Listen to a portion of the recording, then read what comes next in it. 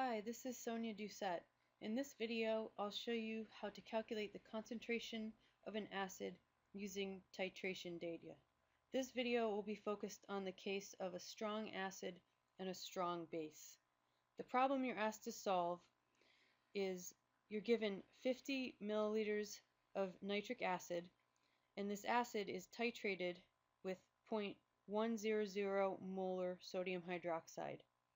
The equivalence point of this titration is reached at a pH of 7 after the addition of 60 milliliters of sodium hydroxide. Find the nitric acid concentration. In the nitric acid solution, prior to the start of the titration, you have the following reaction occurring. You have nitric acid plus water giving you hydronium ions plus the conjugate base of nitric acid, which is nitrate. When sodium hydroxide is added, a neutralization reaction occurs. So sodium hydroxide, first of all, is a very strong base that pretty much completely dissociates in solution into sodium ions and hydroxide ions. Sodium, as you know, is a very soluble cation, and this is one reason you get very complete dissociation. So what happens in this neutralization reaction after adding the sodium hydroxide is that the hydronium ion from the first reaction reacts with the hydroxide ion coming from the sodium hydroxide to give two water molecules. So this is the neutralization reaction.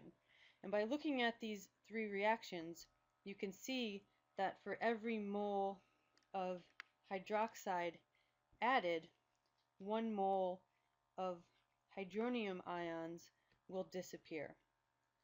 If you know that stoichiometry, the next thing you can do is figure out how many moles of hydroxide have been added once the equivalence point has been reached. So you're told that you're titrating with 0.100 molar sodium hydroxide. So this is 0.100 moles of hydroxide ion per liter, and you know this relationship is 1-to-1 between sodium hydroxide and the hydroxide ion due to the stoichiometry of the balanced equation. So you can use the 0.100 molar sodium hydroxide concentration that you're given and say that you also have 0.100 molar hydroxide ion concentration. And you're also told that you've added 60 milliliters of sodium hydroxide by the time you've reached the equivalence point. So you have to convert that to liters in order to find the moles of hydroxide.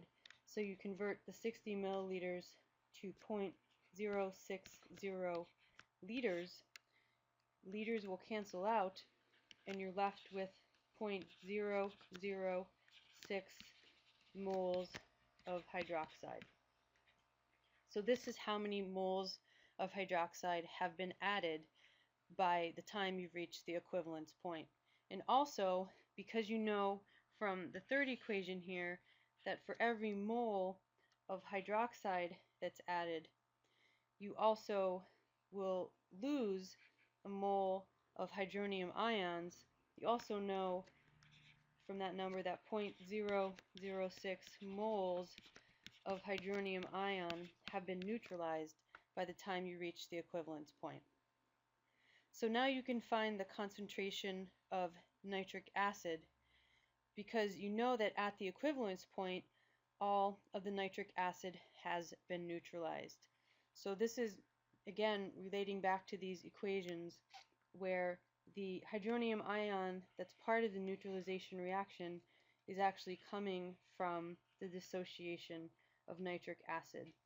So you have the same moles of hydronium ion neutralized as moles of nitric acid neutralized. So to find the concentration of nitric acid, you take the moles of hydronium ion that have been neutralized,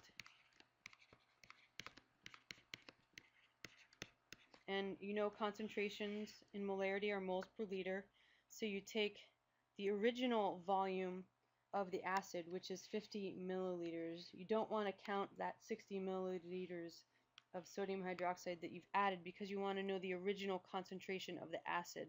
So you're going to convert that 50 milliliters to liters and divide the moles of hydronium ion by that, which will be 0.0500 liters, and you're going to multiply that by the conversion that you know, that's 1 mole of nitric acid per 1 mole of hydronium ion.